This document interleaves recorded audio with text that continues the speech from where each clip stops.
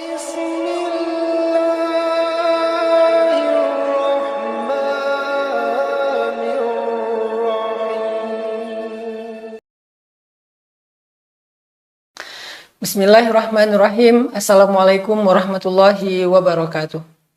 Alhamdulillahirabbil alamin. Alhamdulillahilladzi hadana li hadza wa ma kunna linahtadiya laula an hadanallah. Asyhadu an la ilaha illallah wahdahu la syarikalah wa asyhadu anna Muhammadan abduhu wa rasuluhu la nabiyya ba'dah. Teman-teman, kita mungkin pernah baca cerita ya. Suatu hari Ali bin Abi Thalib itu merasa kasihan melihat istri beliau, yaitu Sayyidah Fatimah, putri Rasulullah SAW, setiap hari lelah dan repot sekali untuk mengerjakan pekerjaan rumah.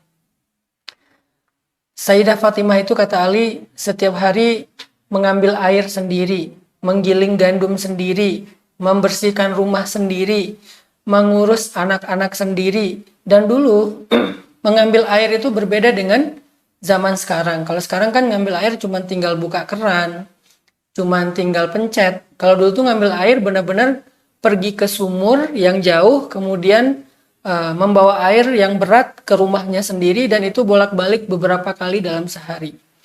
Begitu juga dengan menggiling gandum. Dulu tuh nggak pakai blender. Dulu giling gandum itu pakai batu ya, batu penggilingan yang manual. Dan itu sampai membuat tangan Sayyidah Fatimah itu luka.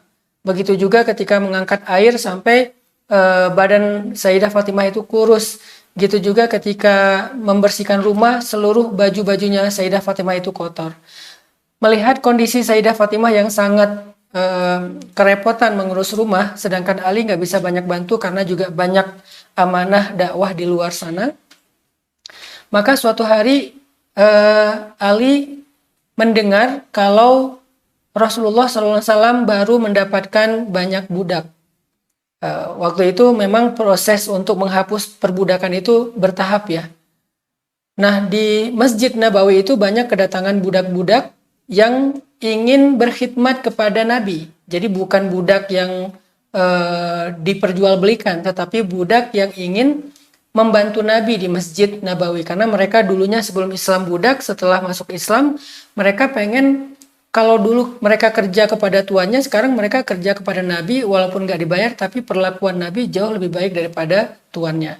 Dan mereka ingin memuliakan diri mereka dengan cara berkhidmat kepada Nabi, menolong Nabi, dan seterusnya.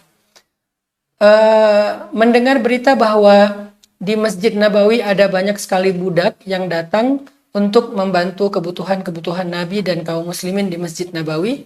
Akhirnya Ali bilang kepada Fatimah, wahai Fatimah, di Masjid Nabawi lagi banyak budak dan Nabi sepertinya pasti kelebihan pembantu.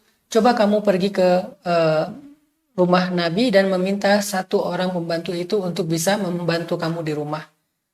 Maka kemudian Fatimah pun pergi ke masjid, pergi ke rumah Nabi. Pas sampai di rumah Nabi, dari luar Fatimah ngelihat rumah Nabi itu lagi banyak tamu.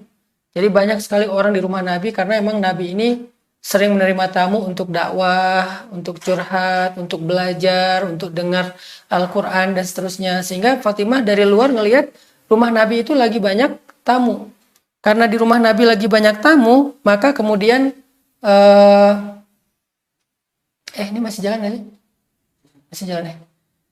Karena ngelihat banyak tamu, akhirnya Fatimah ngerasa nggak enak hati, malu gitu, mau mengganggu Nabi. Maka Fatimah berdiri di luar pintu, ngelihat ke dalam, oh banyak tamu, akhirnya Fatimah pulang lagi ke rumah. Saat Fatimah ada di luar pintu, di luar rumah, Nabi itu sebetulnya ngelihat, oh ada Sayyidah Fatimah, ada anakku Fatimah. Cuman karena banyak tamu, Fatimah pulang lagi, dan Nabi ngerasa nggak enak hati. Karena Nabi ini sayang banget sama Fatimah. Maka besoknya Nabi datang ke rumah Ali, datang ke rumah Fatimah, tok-tok-tok, assalamualaikum, waalaikumsalam, masuklah Nabi ke rumah Fatimah. Kemudian Nabi bertanya, wahai Ali, wahai Fatimah, kenapa kemarin Fatimah ke rumah, ada apa gitu. Kemudian Fatimah diam aja, malu, nggak mau menceritakan. Kata Nabi, wahai Fatimah, ngomonglah ada apa gitu. Kata Ali, ya Rasulullah, Fatimah sebetulnya malu untuk menyampaikan ini dan merasa nggak enak hati. Fatimah merasa takut mengganggu kebutuhan Rasulullah SAW. Memangnya kenapa, kata Nabi? Kata Ali, saya kasihan ngelihat Fatimah setiap hari capek, setiap hari repot, setiap hari lelah. Dan saya takut dia sakit, saya takut dia nggak nyaman, saya takut dia tertekan. Karena setiap hari Fatimah itu mengurus rumah, mulai dari menggiling gandum, kemudian mengangkat air, kemudian membersihkan rumah, mengurus anak-anak, membantu fakir miskin. Bukan hanya di dalam rumah, tapi juga ke tetangga. Fatimah suka membantu orang. Sehingga saya ngerasa Fatimah ini kalau ngurus segala sesuatu sendiri nanti kasihan. Dia jadi sakit, dia jadi lelah, dan seterusnya. Sehingga akhirnya saya meminta Fatimah untuk datang kepada engkau ya Rasul, meminta satu orang budak agar bisa membantunya di rumah, karena aku mendengar lagi banyak budak di Masjid Nabawi. Mendengar curhat dari Ali tentang istrinya, maka Nabi SAW tersenyum dan kemudian bilang ke Fatimah, wahai Fatimah, mau nggak ayah kasih tahu sesuatu yang, mau nggak ayah berikan sesuatu yang lebih baik daripada pembantu?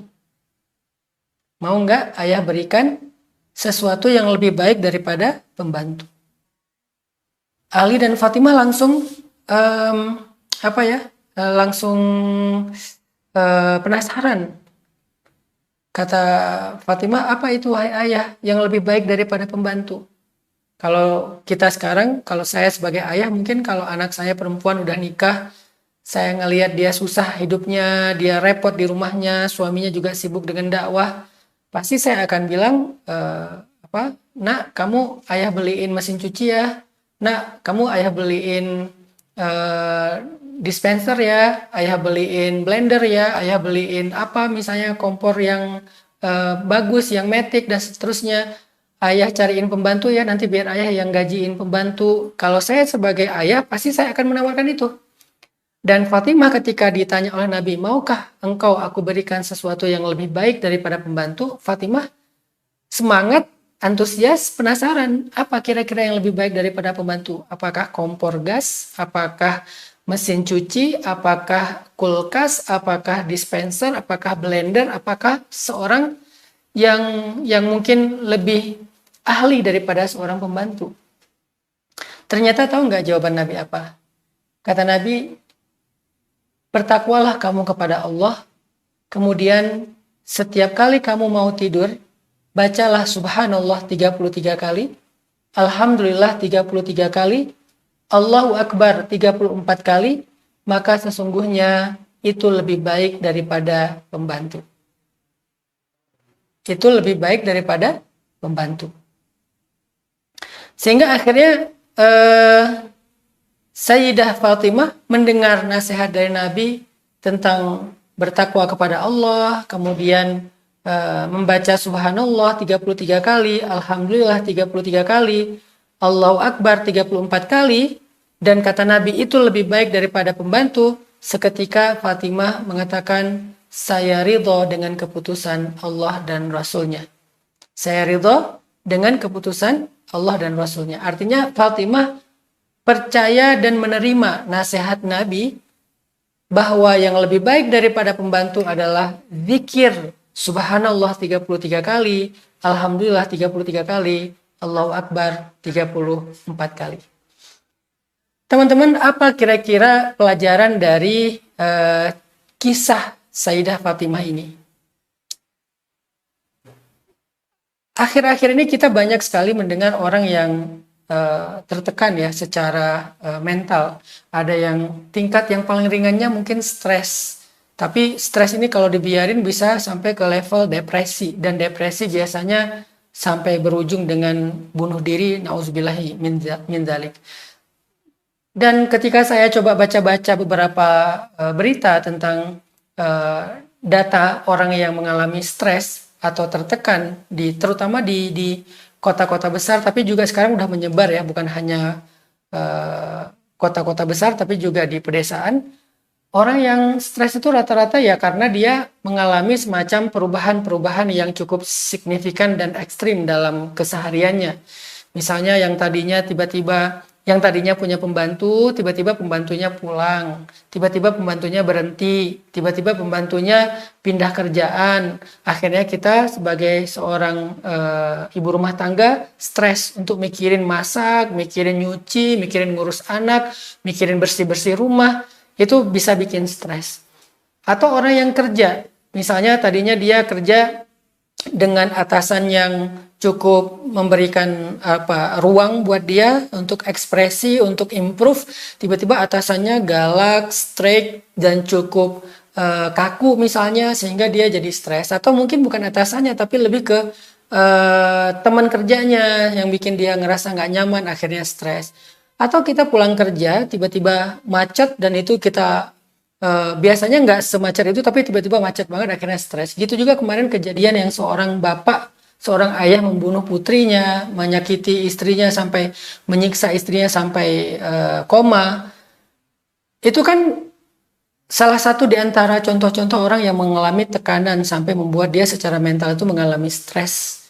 Nah, mungkin ini relate ya dengan kisah Fatimah, karena apa yang dialami oleh Fatimah itu adalah sesuatu yang cukup membebaninya dalam keseharian. Walaupun kita nggak mengatakan Sayyidah Fatimah stres, tapi kalau lelah ya, kalau capek ya, kalau terbeban ya, kalau repot benar. Cuman wajar kalau Sayyidah Fatimah berharap ada yang bisa bantu beliau di rumahnya. Itu juga yang kita harapin dalam keseharian kita. Mungkin teman-teman anak muda stres karena tiba-tiba dapat banyak sekali PR, banyak sekali tugas, banyak sekali deadline, banyak sekali kerjaan. Kalau yang kuliah mungkin ini ngejar sidang sebentar lagi, skripsi, project. Kalau yang pengusaha misalnya ini lagi ngerjain satu project yang udah deadline banget, yang udah bahkan mungkin bukan hanya deadline tapi juga deadlock kali ya, yang udah mentok nggak tahu gimana, akhirnya stres. Ketika kita stres, semua kita mencari solusi yang menurut kita tuh kayak bisa ngeringanin beban kita, solusi yang bisa meringankan beban pikiran, beban tenaga, beban waktu, beban pekerjaan. Kita mencari solusi seperti itu. Dan itu juga yang dicari oleh Sayyidah Fatimah. Sayyidah Fatimah mencari solusi untuk meringankan bebannya. Dan itu adalah usulan dari suaminya juga, yaitu Ali bin Abi Thalib. Yang bisa meringankan beban pekerjaan di rumah tangganya, meringankan tenaganya, meringankan pikirannya, meringankan repotnya. Itu yang dicari oleh Sayyidah Fatimah. Tapi tahu nggak? Ternyata Nabi tidak memberikan solusi itu. Justru yang diberikan oleh Nabi itu adalah solusi lain yang nggak pernah terduga oleh kita.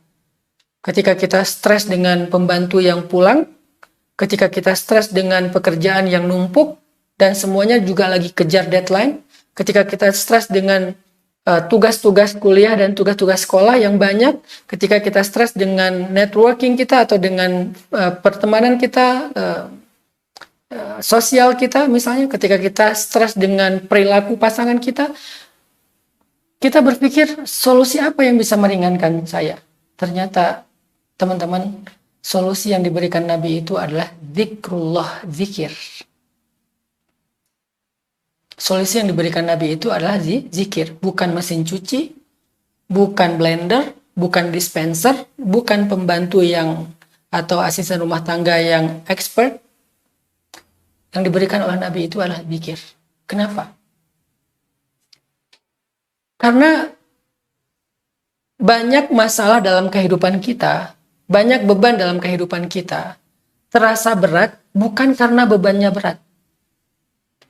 Banyak masalah yang kita alami dalam hidup itu terasa begitu mengganggu bukan karena masalahnya memang terlalu besar dan mengganggu. Tapi kemampuan mental kita, jiwa kita dalam mengemban atau memikul beban itu gak terlalu kuat. Karena kita ngerasa hidup kita kayak nyesek ya. Kita ngerasa hidup kita nyesek, kita ngerasa hidup kita sempit. Itu bukan karena masalah kita besar sehingga hidup kita menjadi sempit, bukan. Seringkali bukan masalahnya yang besar, tetapi memang hatinya yang kecil. Bukan masalahnya yang besar, tetapi memang jiwa kita yang sempit. Bukan masalahnya yang berat, tetapi mental kita yang lemah. Karena kalau kita membandingkan dengan orang lain, kita kadang menemukan ada orang yang punya masalah lebih berat dari kita dan dia masih terlihat masih terlihat santuy, masih terlihat kuat, masih terlihat wajar dan masih mampu untuk bisa survive, bahkan dia bisa survive. Kadang kita ngerasa anak baru 1 atau 2, seorang ibu rumah tangga dengan anak 1 atau 2, dia udah ngeluh banget karena nggak ada asisten rumah tangga. Tapi di tempat lain ada ibu-ibu dengan anak 9, dia tidak semengeluh ini. Dan dia juga nggak punya asisten rumah tangga. Terkadang masalah utama dalam hidup kita itu bukanlah beban hidup, bukanlah gangguan dari luar, bukanlah musibah, bukanlah masalah, bukanlah sesuatu yang menjadi yang sifatnya dari luar. Bukan itu masalah utama dari hidup kita. Terkadang masalah utama dari hidup kita adalah hati kita, jiwa kita, mental kita, kekuatan diri kita. Sehingga yang kita butuhkan dalam menghadapi hidup itu nggak selalu solusi yang untuk meringankan beban. Nggak selalu solusi untuk menghilangkan masalah.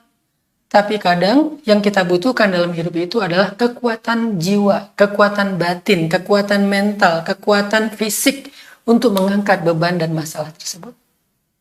Saya sering ngasih analogi gini. Ada satu ruang, ini seperti ruang studio ini, ukurannya kurang lebih 3x3. Ruang studio yang 3x3 ini, kalau diisi oleh oleh 10 orang misalnya, maka ruang ini akan terasa sempit. Ada 10 orang di sini, semuanya duduk bareng di sini, pasti akan terasa sempit ruang 3x3. Apalagi buat tidur, buat duduk aja udah pas-pasan. Buat tidur susah, untuk selonjoran aja susah, apalagi kita berbaring. Karena 10 orang di ruang 3x3. Lalu 10 orang ini dipindah ke ruangan lain yang ukurannya 10x10. Maka tiba-tiba kita merasa lega, merasa nyaman, bisa selonjoran kaki, bahkan bisa berbaring, bahkan bisa bolak-balik, bahkan kita bisa beraktivitas secara nyaman di situ. Padahal jumlah bebannya sama-sama 10 orang. Tetapi kenapa di sini kerasa sesek dan sempit, di sana terasa lega dan nyaman? Bukan karena di sana bebannya lebih kecil, tetapi ruangnya lebih besar. Hidup kita kadang seperti itu, teman-teman.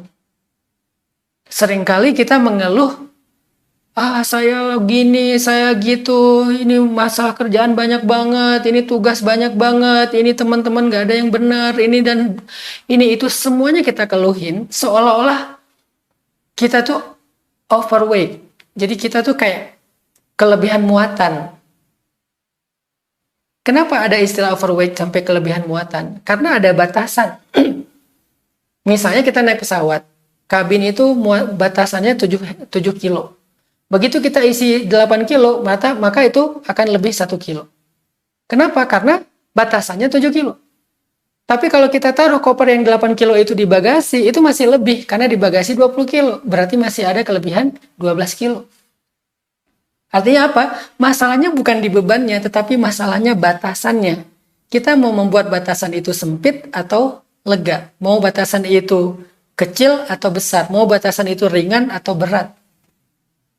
Hidup kita kadang kayak gitu. Jadi kayak Nabi paham banget bahwa masalah Sayyidah Fatimah itu bukan di pekerjaan rumah aja. Walaupun itu sesuatu yang mungkin agak merepotkan. Tetapi masih wajar lah. Justru masalah Sayyidah Fatimah itu adalah kekuatan mental dalam menghadapi beban hidup. Kekuatan jiwa dalam menghadapi amanah rumah tangga. Itunya yang harus ditambah. Kekuatannya harus ditambah. Kebesaran hatinya yang harus diperbesar. Kelapangan dadanya yang harus diperluas. Kesiapan dan kekuatan mentalnya yang harus dikuatin lagi gitu. Sehingga akhirnya beban yang sama tadi bisa terasa lebih ringan. Maka Nabi memberikan solusi yang sangat istimewa, yang sangat luar biasa, yaitu terapi mental kepada Sayyidah Fatimah. Bukan solusi teknis, bukan solusi yang kita bayangin untuk meringankan beban hidup, tetapi terapi mental. Ini nih luar biasa loh. Sehingga Sayyidah Fatimah yang memang dasarnya seorang perempuan yang solihah, yang kurangnya sebagai anak Nabi, perempuan yang sempurna, bahkan salah satu dari 4 perempuan sempurna, iman Sayyidah Khadijah, ibunya sendiri yang luar biasa, dengan otomatis menerima nasihat Nabi dengan mengatakan, saya terima, saya ridho dengan keputusan Allah dan Rasul. Maka sejak hari itu Sayyidah Fatimah mengamalkan zikir Subhanallah 33 kali, Alhamdulillah 33 kali, dan Allahu Akbar 34 kali, sampai akhirnya Sayyidah Fatimah merasa bahwa pekerjaan rumah tangganya itu ringan. Pekerjaan rumah tangganya itu bukan lagi beban bagi dia. Kok bisa? Kok bisa zikir itu menjadi sebuah kekuatan mental bagi Sayyidah Fatimah? Itulah kenapa Allah mengatakan, Qad aflaha man zakkaha. Sungguh beruntung orang yang membersihkan jiwa. Bagaimana membersihkan jiwa? Salah satunya dengan zikir. Ala bi dzikrillah tatmainnul qulub. Bukankah dengan zikir kepada Allah hati menjadi tenang? Hati menjadi tenang itu sebuah kondisi ketika jiwa seseorang itu dalam keadaan nyaman, dalam keadaan baik, maka hatinya menjadi tenang. Sehingga orang yang ahli zikir, dengan zikir yang benar, dengan zikir yang dimaknai, difahami, dihayati, dia paham betul maksud dari kalimat Subhanallah, Alhamdulillah, Allahu Akbar itu, dia ngerti banget maksudnya, maka itu akan menguatkan jiwanya. Kalau jiwanya sudah kuat, jiwanya sudah bersih, jiwanya sudah lurus, jiwanya sudah lapang, maka beban hidup itu akan terasa ringan. Kok bisa? Subhanallah, Alhamdulillah, Allahu Akbar itu bisa membersihkan jiwa dan membuat beban hidup jadi ringan. Ini sederhananya aja ya, saya ringkas deh, karena pembahasan ini panjang banget. Subhanallah itu adalah sebuah tasbih. Tasbih itu maknanya tanzih. Jadi subhanallah itu tanzih. Kita bersihin segala macam prasangka kita kepada Allah. Itu subhanallah. Bahwa hidup kita ini tidak ada yang yang salah dari Allah. Bahwa takdir kita itu nggak ada yang salah. Bahwa nasib kita itu nggak ada yang salah. Bahwa hidup kita itu nggak ada yang kurang dari Allah. Allah selalu memberikan yang cukup buat kebutuhan kita. Allah selalu memberikan yang terbaik buat kita. Kita bersihin dulu nih prasangka kita terhadap Allah dengan subhanallah, maha suci Allah. Arti suci itu Allah maha terpelihara dari yang buruk, terpelihara dari salah mengambil keputusan, terpelihara dari memberikan takdir yang tidak baik untuk kita. Nggak mungkin, Allah maha bersih, maha suci dari semua itu. Dibersihin dengan 33 kali tanzih, tasbih, purifikasi, menjernihkan pikiran tentang Allah dari prasangka, zunun. Makanya ketika sahabat mulai khawatir dalam serangan musuh, mereka merasa kayak sendiri, nggak ada pertolongan dari siapa-siapa. Allah menyebutnya dengan istilah watadzunnuna billahi dzunun, dan kalian berprasangka kepada Allah dengan prasangka-prasangka yang nggak benar. Sehingga Allah menasihati mereka, menyuruh mereka membersihkan prasangka mereka. Itu ada dalam kalimat subhanallah. Ngerti nggak kita maksudnya? Jangan-jangan kita mengucapkan subhanallah sebagai ritual saja dan kita nggak ngerti, makanya tidak menguatkan jiwa. Kemudian alhamdulillah itu adalah grateful, merasa paling beruntung, berterima kasih, bersyukur terhadap kebaikan Allah. Itu arti alhamdulillah. Artinya alhamdulillah itu sebuah ungkapan dalam jiwa seseorang bahwa dia merasa beruntung. Allah baik banget, Allah selama ini udah ngasih saya banyak nikmat. Kita ingat nikmat-nikmat Allah lewat alhamdulillah 33 kali itu. Nggak apa-apa yang keingat aja. Allah udah ngasih ini, Allah udah ngasih itu, Allah udah ngasih ini, Allah udah ngasih itu. Allah baik banget, Allah sangat peduli kepada saya. Allah yang baik-baik dimunculkan. Makanya saya pernah bilang tazkiyah itu ada dua artinya. Yang pertama tathhir, yang kedua tanmiyah. Pertama pembersihan, yang kedua penumbuhan, diisi. pembersihan dari yang buruk-buruk tentang Allah, kemudian ditumbuhkan yang baik-baik tentang Allah. Dan memang harusnya seperti itu. Sehingga alhamdulillah itu adalah sebuah ungkapan ketika seseorang ngerasa dapat kebaikan. Allah itu baik banget, Allah begini. Ketika kita mulai ingat nikmat Allah, fa bi ayyi ala'i rabbikuma tukadziban, dalam zikir alhamdulillah, kita ngerasa diri kita beruntung. Yang terakhir ditutup dengan Allahu Akbar. Allahu Akbar itu artinya Allah maha besar, yang lain semuanya kecil. Allah maha kuasa, yang lain tidak ada yang berkuasa. Allah maha mampu, yang lain gak ada yang mampu. Segala sesuatu di tangan Allah pasti bisa. Ini semacam sebuah membangun optimisme, membangun keyakinan, membangun kepercayaan, membangun hope, harapan. Sehingga orang yang punya harapan, punya keyakinan, punya kepercayaan, punya pegangan, punya optimisme dalam hidupnya, dia akan kuat menghadapi masalah, karena optimisme itu semacam suntikan vitamin yang bikin dia bertenaga lagi secara kejiwaan. Kenapa nggak optimis? Kan ada Allah yang maha besar. Ini masalah kecil. Ada Allah yang maha kuasa. Kalau saya emang nggak kuasa, saya nggak bisa ngadapin masalah ini. Tapi kan ada Allah. Allahu Akbar, Allahu Akbar, Allahu Akbar. Sehingga dengan tasbih, tahmid, takbir, akhirnya muncul sesuatu di dalam diri kita. Pertama muncul tanzih, kita purifikasi, bersihin prasangka buruk kepada Allah. Yang kedua muncul syukur, rasa menghargai apa yang Allah berikan. Yang ketiga muncul tajlil, mengagungkan Allah. Muncul pengagungan terhadap Allah, merasa Allah itu maha kuasa dan kita tidak kuasa. Dari situlah akhirnya mental itu menjadi kuat. Dari situlah akhirnya hati menjadi tenang. Dari situlah akhirnya jiwa menjadi lapang. Dalam kondisi itulah akhirnya kita mampu mengangkat beban hidup kita. Ini adalah salah satu contoh tazkiyatun nafs. Kalau dalam bahasa sekarang itu terapi mental terhadap orang yang mengalami tekanan hidup seperti stres, diterapi dengan sebuah terapi yang paling baik yang Allah ajarkan lewat Rasulullah SAW, yaitu mengingat Allah lewat zikir yang diajarkan kepada Sayyidah Fatimah. Kuncinya fahami apa yang kita baca, sedalam mungkin, seluas mungkin makna dari kalimat yang kita baca, itu kuncinya. Karena banyak orang yang mengamalkan terapi ini tapi tidak berpengaruh. Kenapa nggak berpengaruh kepada jiwanya? Karena dia nggak ngerti apa yang dia baca. Mungkin dia tahu terjemahannya, tetapi tidak tahu pesan di dalam kalimat itu. Jadi message-nya tuh nggak dapet. Dia tuh nggak menerima sebuah pesan dari kalimat yang dia baca. Maka coba baca, pahami lagi, pelajari lagi, gali lagi. Sehingga kadang-kadang nggak perlu sampai 33 kali juga, kita udah merasakan terapi mental yang sangat baik. Itu tuh semacam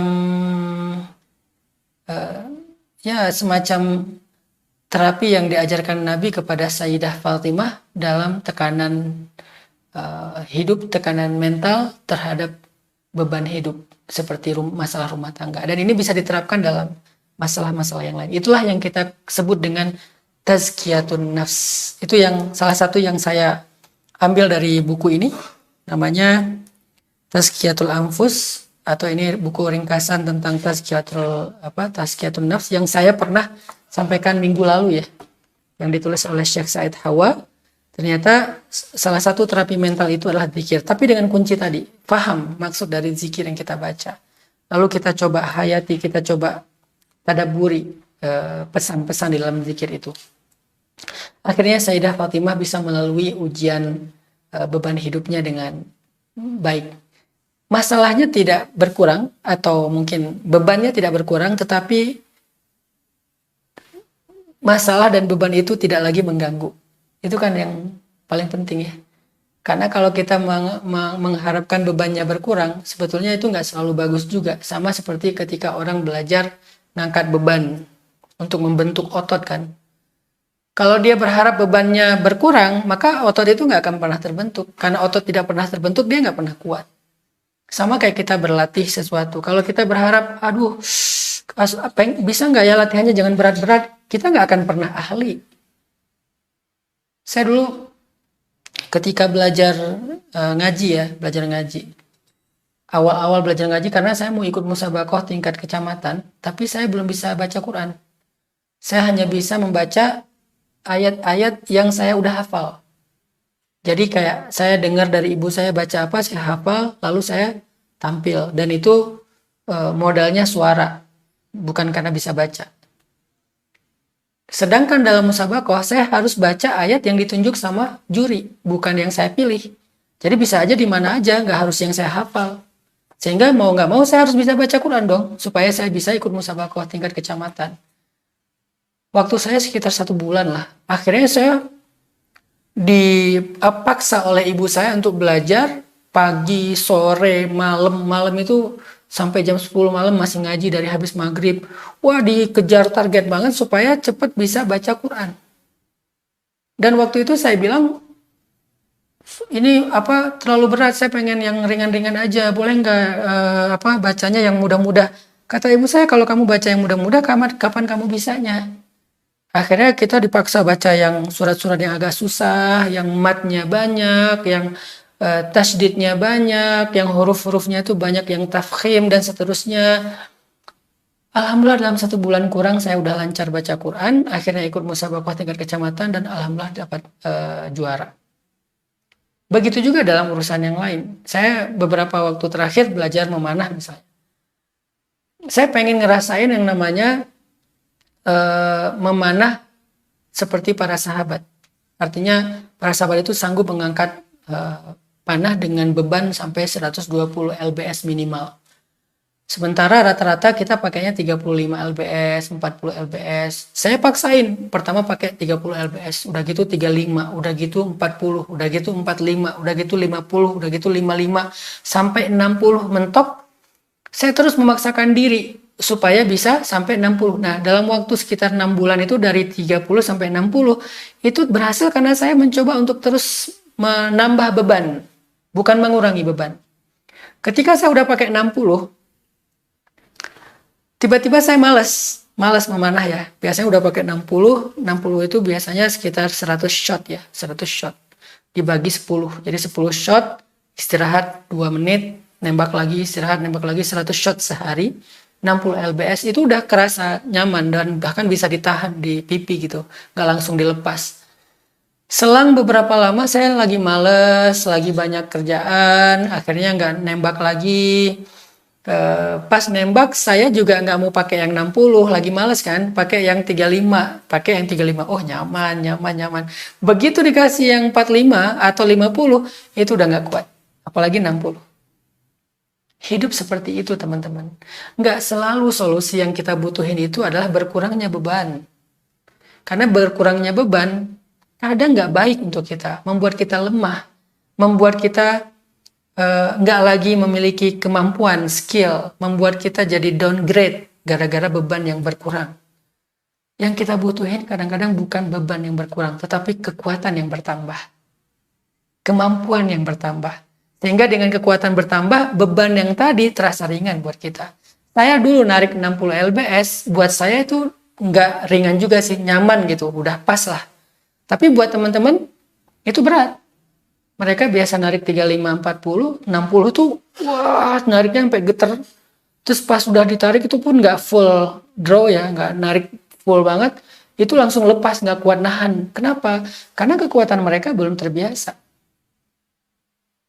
Itulah kenapa Nabi mengajarkan zikir, subhanallah, alhamdulillah, Allahu akbar, untuk menguatkan mental, melapangkan jiwa, menenangkan hati Sayyidah Fatimah, sehingga dengan kekuatan mental itu Sayyidah Fatimah merasa ringan mengangkat beban hidup. Itulah terapi mental yang diajarkan Rasulullah SAW. Kisah yang kedua, ini mungkin malam ini saya berkisah 2 aja. Nabi itu pernah mengalami masa-masa yang sulit dalam hidup beliau. Sebetulnya banyak sih, tapi ini salah satu yang cukup luar biasa ya. Bahkan sampai tahun itu dikenal dengan tahun sedih, Amul Huzni, tahun kesedihan, karena Nabi sedih banget tahun itu. tahun ketika Nabi kehilangan dua orang yang paling beliau cintai. Yang pertama adalah Sayyidah Khadijah, istri beliau yang pertama, yang sangat yang sangat berjasa dalam hidup Nabi dan dakwah Nabi, yang sangat berpengaruh dalam dakwah Nabi, yang sangat dibutuhkan oleh Nabi dalam kondisi-kondisi yang sulit. Nabi lagi sedang berat-beratnya perjuangan dan pasti kehadiran Khadijah itu penting sekali buat Nabi. Tapi tahun itu Allah takdirkan Khadijah kembali kepada Allah dan Nabi merasa sangat sedih dan merasa sangat kehilangan Khadijah. Ternyata bukan hanya Khadijah. Di tahun yang sama pun Nabi kehilangan satu orang lagi yang sangat penting bagi Nabi, yaitu paman beliau Abu Thalib. Yang selama ini udah membesarkan beliau sejak beliau masih anak-anak. Yang udah menolong beliau ketika beliau dimusuhi walaupun tidak masuk Islam. Yang selama ini menjadi pelindung beliau di antara ancaman-ancaman musuh. Artinya dua orang yang sangat penting dalam dakwah Nabi, dalam hidup Nabi, berpengaruh dalam kepribadian Nabi, dua-duanya Allah ambil di tahun yang sama. Sehingga Nabi merasa sangat kehilangan, merasa sangat sedih. Mungkin kalau kita ngalamin itu masuk ke level depresi kali. Karena banyak sekarang anak muda yang depresi setelah kehilangan ayah mereka. Ayahnya meninggal atau ibunya meninggal. Depresi karena ditinggalkan oleh pasangannya. Depresi karena ditinggalkan oleh pacarnya, diputusin, diselingkuhin, dikhianatin, dan seterusnya. Depresi karena kehilangan pekerjaan, depresi karena dibully di sosial media atau oleh teman-temannya, depresi. Kalau kita levelnya mungkin depresi, dan depresi ini kan level lanjut daripada stres ya, yang udah tekanannya luar biasa, kesedihannya berlarut-larut lebih dari 40 hari. Depresi. Tapi Nabi nggak sampai ke level depresi, kita nggak bisa mengatakan Nabi depresi nggak, tapi Nabi sedih. Ya, dan kesedihan Nabi itu kesedihan yang cukup lama. Lebih dari seminggu Nabi sedih. Kenapa? Ya wajar kesedihan beliau. Karena kehilangan Sayyidah Khadijah dan Abu Thalib. Dua sosok yang luar biasa, terutama Sayyidah Khadijah. Dan Sayyidah Khadijah ini sangat membekas dalam hati Nabi.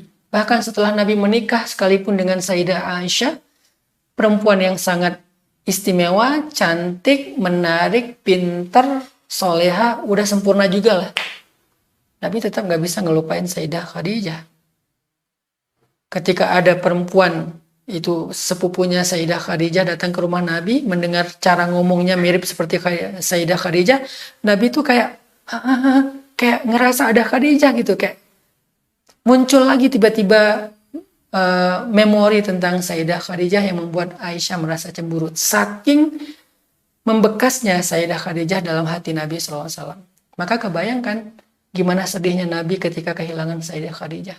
Kalau Sayyidah Khadijah istri biasa mungkin Nabi juga ya sedih tapi wajar. Tapi karena ini adalah istri yang paling membekas, yang dengannya turun banyak ayat Al-Quran, salah satunya ya ayyuhal muzammil dan seterusnya. Orang pertama yang sholat di belakang Nabi, yang membantu Nabi dalam dakwah sejak awal Nabi berdakwah, nggak ada siapa-siapa yang menolong beliau. Sangat membekas sehingga kepergian Khadijah itu benar-benar membuat Nabi merasa sangat sedih dengan kesedihan yang lama. Kalau di kita tuh udah namanya depresi, tapi Nabi tidak depresi. Kesedihan yang lama. Maka dalam kondisi tahun kesedihan itu, Allah memberikan sebuah terapi mental buat Nabi. Apa terapi mental buat Nabi? Terapi mental buat Nabi tahun itu adalah Nabi diajak jalan-jalan sama Allah. Diajak jalan-jalan sama Allah. Ini nih luar biasa sih. Nabi ternyata dalam Islam itu jalan-jalan itu sebuah terapi mental loh. Ini yang kadang kita nggak sadari ya. Sebentar saya cari ininya. Ternyata jalan-jalan itu adalah sebuah terapi. Jadi kayak healing ya, healing. Kayak pergi kemana gitu untuk healing, escape dari masalah gitu kan. Itu sebuah terapi mental.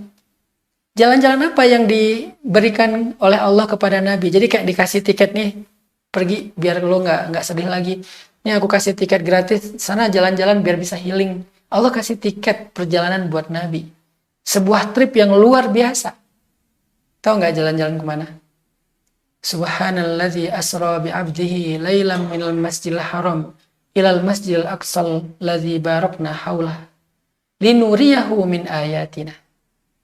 Surat Al-Isra ayat pertama. Ternyata jalan-jalan Nabi pada malam itu, pada saat itu ketika Nabi sedang sedih berat karena kehilangan Sayyidah Khadijah dan Abu Thalib, jalan-jalan Isra dan Mi'raj. Jalan-jalan Isra dan Mi'raj. Perjalanan di bumi dan perjalanan ke langit. Ini perjalanan yang luar biasa. Sehingga saya ketika merenung merasa, wah Masya Allah ya, ternyata dalam Islam itu terapi mental udah ada, yaitu jalan-jalan. Dan itu sesuatu yang kayaknya paling kita senangi gitu. Apalagi dapat tiket gratis private jet lagi. Kebayang nggak teman-teman dikasih perjalanan VIP dengan private jet, kemudian ketemu dengan orang-orang keren, ketemu dengan tokoh-tokoh hebat, ketemu dengan para idola kita yang selama ini kita cuma lihat mereka di media, yang selama ini kita cuma dengar cerita tentang mereka tapi nggak pernah ketemu, lalu bisa ngumpul di satu momen, semua tokoh-tokoh itu ada di hadapan kita dan mereka menyambut kita. Kemudian selain jalan-jalan di bumi itu, kita dikasih perjalanan keluar angkasa, ke bulan, ke Mars dan seterusnya. Kayaknya healing apa yang siapa yang nggak akan dapat healing dengan perjalanan kayak gitu? Itulah Nabi Sallallahu Alaihi Wasallam. Beliau dikasih kesempatan untuk menikmati sebuah perjalanan yang luar biasa. Pertama, jalan di bumi ke satu negeri, di sana ketemu dengan orang-orang yang beliau idolakan, yang selama ini beliau dengar dari cerita-cerita Jibril alaihissalam. Jibril cerita dulu ada namanya Nuh alaihissalam, dulu ada namanya Musa alaihissalam, dulu ada namanya Ibrahim dan dia adalah kakekmu, dulu ada yang namanya Syuaib, dulu ada yang namanya Idris, dulu ada yang namanya Isa, dulu ada yang namanya Yahya. Jibril sering cerita tentang mereka, tapi Nabi belum pernah ketemu mereka. Nabi dengan mendengar cerita storytellingnya Jibril, Nabi kagum sama mereka. Nabi mengidolakan mereka. Nabi pengen dengar cerita mereka langsung. Nabi pengen dialog, pengen ngobrol, pengen chat, pengen duduk bareng dengan mereka. Sehingga dalam perjalanan itu Nabi dibawa ke suatu tempat yang sangat mulia, yaitu Masjidil Aqsa, dan seketika mereka semua berkumpul dan Nabi duduk dengan mereka. Bahkan bukan hanya duduk, Nabi sholat bersama mereka sebagai imamnya mereka. Ini perjalanan yang luar biasa. Kenapa ketemunya dengan para anbiya? Kenapa nggak jalan-jalannya ngelihat pemandangan, ketemu dengan para penyair, ketemu dengan siapa gitu yang sifatnya entertain murni? Kenapa ketemunya dengan para nabi? Lagi-lagi tadi, yang dibutuhkan oleh nabi itu bukan hiburan murni, sekedar hiburan aja, bukan. Yang dibutuhkan oleh nabi itu hiburan yang bisa menguatkan mental beliau. Hiburan yang bisa menguatkan mental, bukan hiburan yang bisa menyenangkan. Bukan hiburan yang bisa sekedar seru-seruan. Bukan hiburan yang rehat sejenak. Bukan. Tapi dia adalah hiburan. Tetapi hiburan ini menguatkan mental. Itulah yang dikenal dengan Isra. Lalu setelah Isra ada Mi'raj. Keluar angkasa. Kalau kita mungkin sekarang yang teknologinya baru ke bulan. Tapi Nabi sampai ke langit pertama, langit ke-7, Sidratul Muntaha, bertemu dengan Allah. Perjalanan yang dahsyat sekali sampai ke Baitul Ma'mur, Sidratul Muntaha, Arasy, ketemu langsung dengan Allah. Namanya Mi'raj. Itu juga hiburan. Kurang hiburan apa? Naik ke langit luar angkasa. Kita ngelihat ilustrasi luar angkasa aja, galaksi, kemudian space, alam semesta dari jarak sekian ribu tahun perjalanan cahaya, kita udah merasa terhibur ya. Apalagi kalau kita pakai 3D misalnya atau pakai metaverse, kita ngelihat semua itu seolah-olah real banget, itu lebih terhibur lagi kan. Nabi ngalamin itu real, bukan pakai teknologi, dan itu bukan cuma keluar angkasa, sampai ke langit dunia, sampai ke Baitul Ma'mur, sampai ke Sidratul Muntaha yang nggak ada lagi makhluk yang pernah melewati batasan itu sampai ke arsy Allah Subhanahu wa taala, melihat kemuliaan dan keagungan Allah Subhanahu wa taala di sana.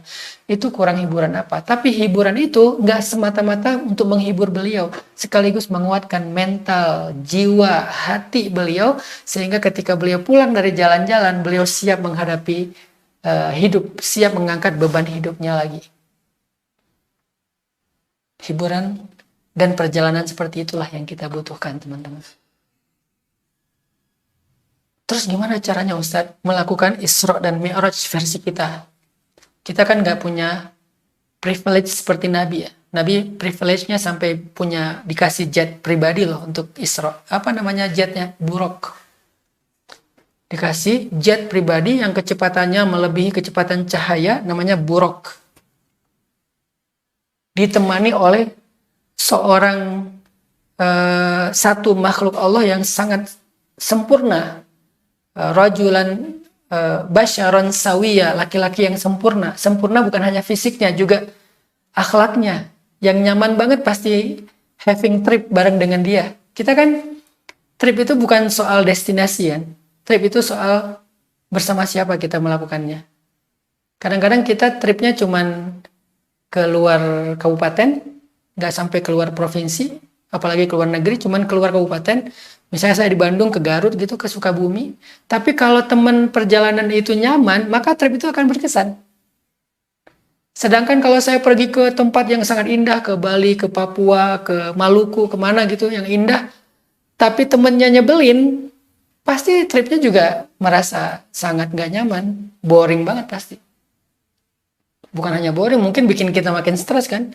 Ini kendaraannya private jet, namanya Buraq, kecepatannya melebihi cahaya.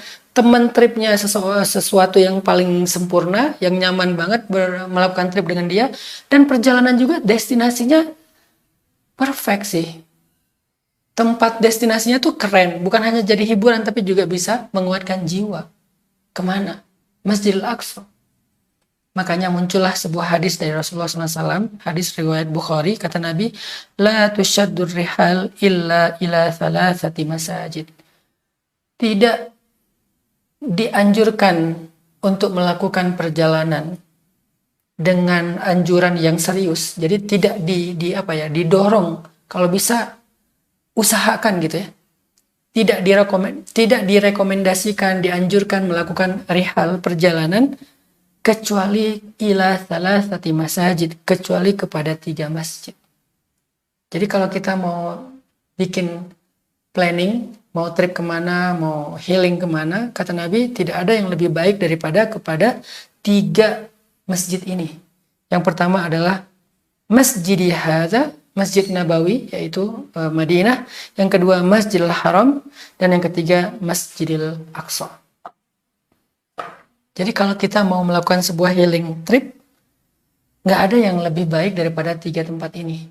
Pertama Masjidil Haram Mekah, kedua Masjid Nabawi Madinah, yang ketiga Masjidil Aqsa Palestina.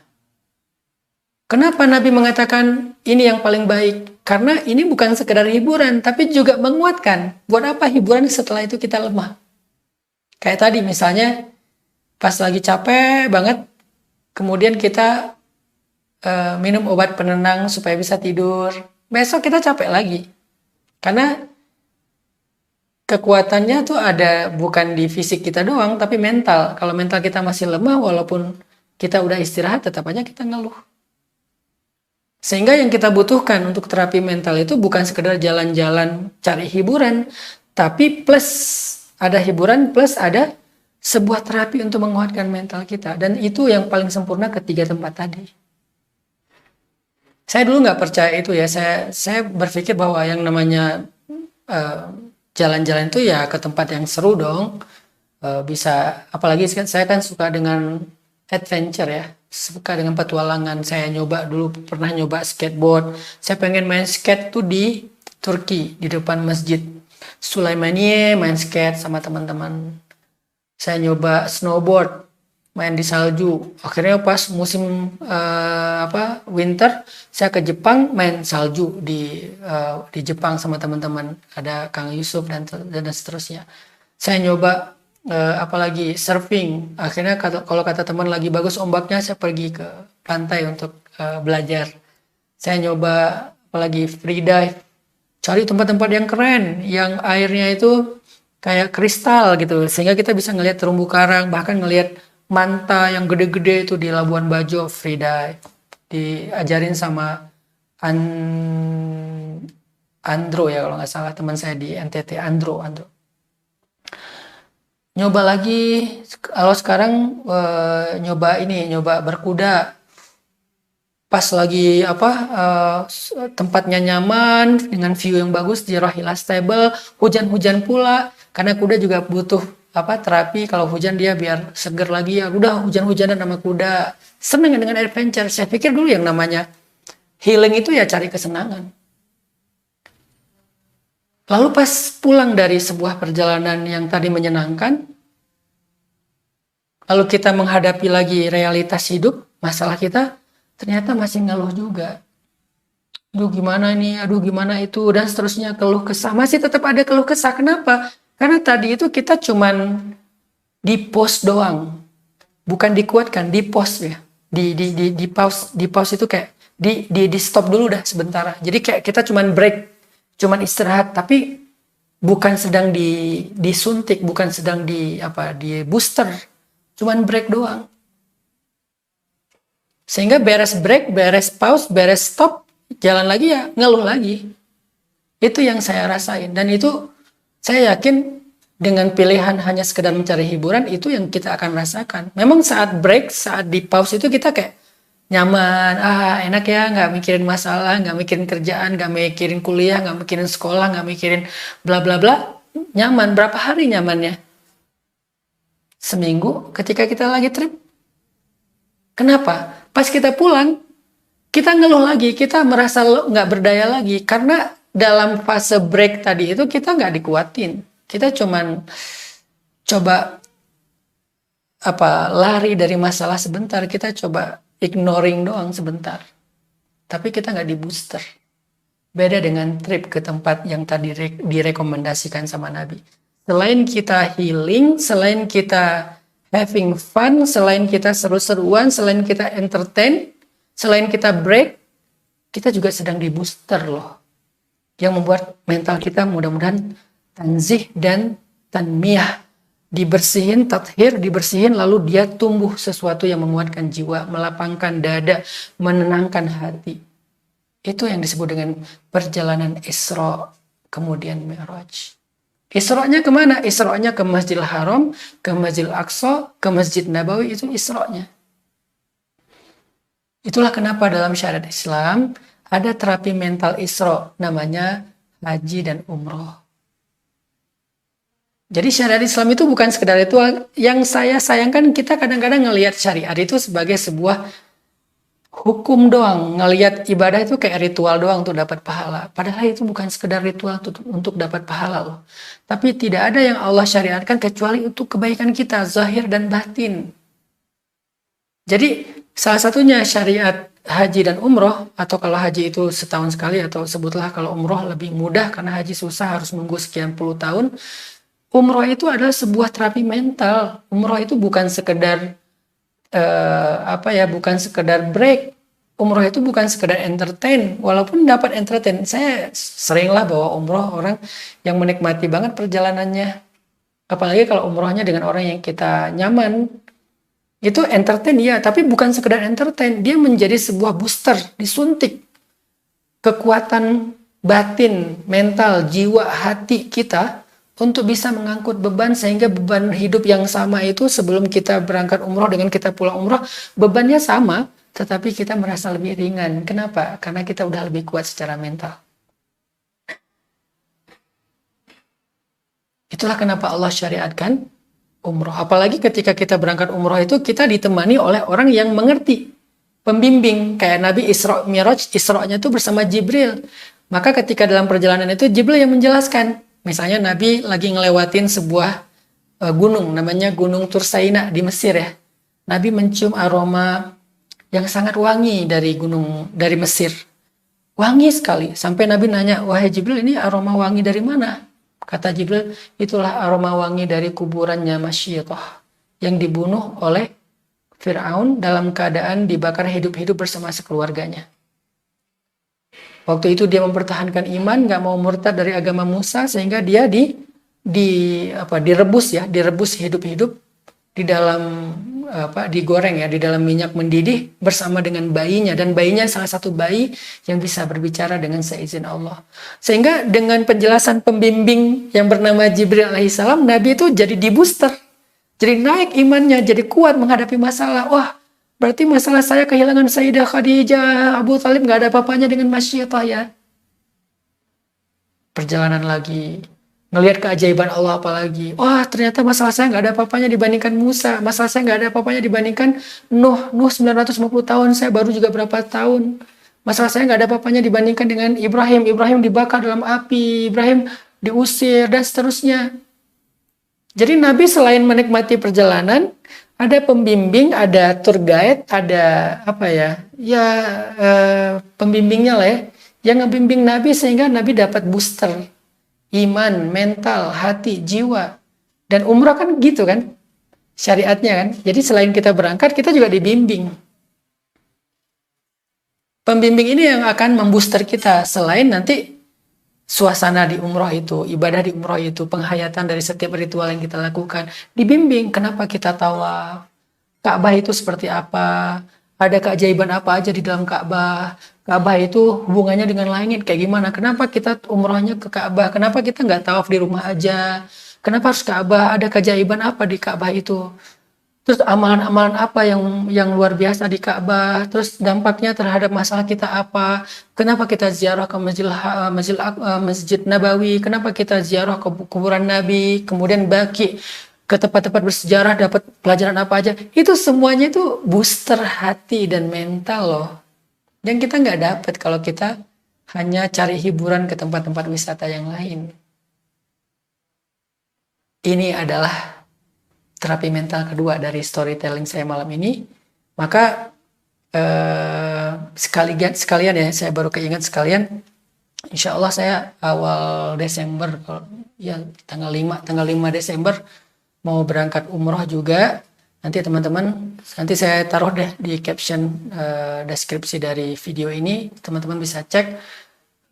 Kita akan berangkat umroh. Karena saya ngerasa udah lama banget ya nggak umroh, sejak pandemi saya belum umroh. Biasanya saya rutinkan setahun 2 kali umroh atau sekali minimal. Tapi karena pandemi belum berangkat, nah ini udah kangen banget nih. Sekalian saya pengen ngajak teman-teman, yuk kita umroh bareng. Insya Allah saya coba membimbing jamaah dengan hal yang bisa ngebooster mental dan hati kita. Sebagaimana Sayyidina Jibril membimbing Rasulullah dalam Isra-nya.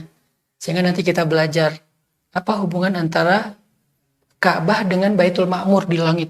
Itu ada keajaiban luar biasa. Kita belajar sejarah Zam-Zam. Di situ ada pelajaran tauhid. Kita belajar tentang Hajar Aswad. Di situ ada pelajaran tentang tanzih, purifikasi jiwa. Kita belajar tentang sa'i. Di situ ada pelajaran tentang keyakinan, belief, ikhtiar. Kita belajar tentang dakwah Nabi di Madinah, Bukit Uhud. Banyak sekali pelajaran-pelajaran yang kita bisa dapetin selain entertain, hiburan yang kita bisa nikmati selama umroh. Sehingga mudah-mudahan itu bisa jadi salah satu terapi mental buat kita. Saya ngajak teman-teman, yuk umroh bareng saya bulan Desember tanggal 5. Saya nggak terlalu hafal juga, nanti cek aja di deskripsi di bawah. Insya Allah informasinya udah lengkap di situ, kemana harus kita daftar, kemudian tripnya berapa hari, hotelnya apa, segala macam. Silakan nanya ke travelnya, saya nggak terlalu hafal. Saya cuman lebih ke spirit terapi mental, spirit ngajak kepada kebaikan, spirit untuk ya udah, ini bisa jadi alternatif nih daripada kita misalnya ada budget tapi dipakai cuman hiburan doang. Mending budget yang sama kita pakai buat healing zahir batin, yaitu umroh ke Baitullah. La tusyaddur rihal illa ila thalathati masajid, kata Nabi. Tidak dianjurkan melakukan rihlah, trip awalnya kalau kita punya budget, kecuali ke 3 masjid. Mungkin kalau Masjidil Aqsa next lah, kalau Allah izinkan ya. Tapi yang paling penting sekarang ke Masjidil Haram dan ke Masjid Nabawi. Insya Allah nggak akan rugi. Insya Allah beda kalau kita pergi trip ke yang lain itu uang kita habis. Tapi kalau ke Baitullah, uang kita nggak habis. Uang kita dibalikin sama Allah berlipat-lipat. Ada orang berpikir, aduh umroh mahal, 30 juta, 40 juta, ada yang 50 juta, aduh mahal.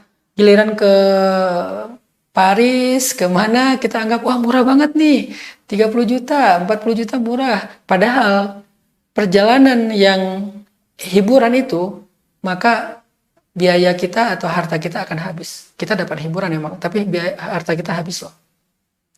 Sedangkan perjalanan ke Baitullah, harta kita nggak habis. Allah ganti, berlipat-lipat setelahnya. Sehingga bisa dikatakan umrah itu perjalanan gratis sih dari Allah. Cuman kita kasih semacam pinjaman dulu ke Allah. Setelah itu ntar Allah ganti dengan yang lebih besar. Jadi kayak gratis, bahkan bonus lagi dapatnya kalau ke Baitullah. Saya percaya itu, saya yakin itu, dan alhamdulillah selama ini selalu Allah mudahkan aja sih rezekinya untuk bisa melaksanakan ibadah umroh. Walaupun saya bukan orang kaya, nggak punya kelebihan harta yang kayak para sultan, tapi Allah mudahkan. Pas ada uang sedikit berangkat umroh, pulang dikasih rezeki yang lebih, akhirnya ketutup yang kemarin. Itu sering dialami. Dan itu juga banyak cerita dari testimoni dari teman-teman jamaah yang mereka kadang-kadang pas-pasan biayanya berangkat umroh. Nanti kalau saya berangkat umroh, saya nanti uangnya saldo saya berkurang, ternyata bertambah. Yuk kita berangkat umroh tanggal 5 Desember, umroh akhir tahun bersama dengan saya. Bedanya apa? Insya Allah saya akan lebih banyak mencoba untuk berstorytelling ke teman-teman yang sifatnya membooster hati, mental, dan jiwa kita. Di antara keajaiban-keajaiban yang ada dalam perjalanan umroh, tempat-tempat yang kita datangi ketika umroh. Mudah-mudahan malam ini kita dapat 2 pelajaran tentang terapi mental. Yang pertama adalah terapi mental dengan zikir. Yang kedua terapi mental dengan melakukan perjalanan atau jalan-jalan. Kalau dengan zikir, pelajaran yang ketiga life hacksnya adalah jangan selalu berharap beban hidup kita menjadi ringan. Karena terkadang beban hidup yang ringan membuat kita lemah. Tapi mintalah kepada Allah agar dikuatkan kita dalam mengangkat beban itu. Sehingga beban yang sama yang tadinya terasa berat, dengan kekuatan yang lebih, akhirnya beban itu terasa ringan dan tidak lagi mengganggu kita. Barakallahu fikum. Semoga teman-teman sehat selalu, berkah selalu, dan selalu dalam bimbingan Allah. Ini aja yang bisa saya sampaikan. Makasih banyak udah hadir dalam majelis ilmu online ini. Insya Allah nanti saya umumkan lagi kapan kita ketemu lagi ngebahas kitab ini, Tazkiyatun Nafs, di bab-bab berikutnya dengan bahasan yang lebih ringan. Billahi taufiq wal hidayah. Subhanakallahumma wa bihamdika asyhadu an la ilaha illa anta astaghfiruka wa atubu ilaik. Terima kasih buat teman-teman dari Shift Media Studio. Buat teman-teman yang pengen hadir ke pesantren, di sana kita bisa having fun dan juga healing bareng. Ada banyak kegiatan, sedikit lagi ya. Ada berkuda, ada farming, ada forest camp nih. Di akhir tahun kita bakal ngadain forest camp. Belajar apa aja sih di forest camp? Nah, ini belajar living experience. Cara hidup yang dekat dengan alam, dan itu akan membuat mental kita juga luar biasa jadi healing. Saya menamakannya escape ya, lari dari masalah untuk menemukan kekuatan. Yuk hadir, yuk ikut join dalam forest camp, atau jadi horsemanship, berkuda di Rahila Stable, atau belajar farming di pesantren. Insya Allah banyak kesempatan buat kita menjadi lebih baik. Wassalamualaikum warahmatullahi wabarakatuh.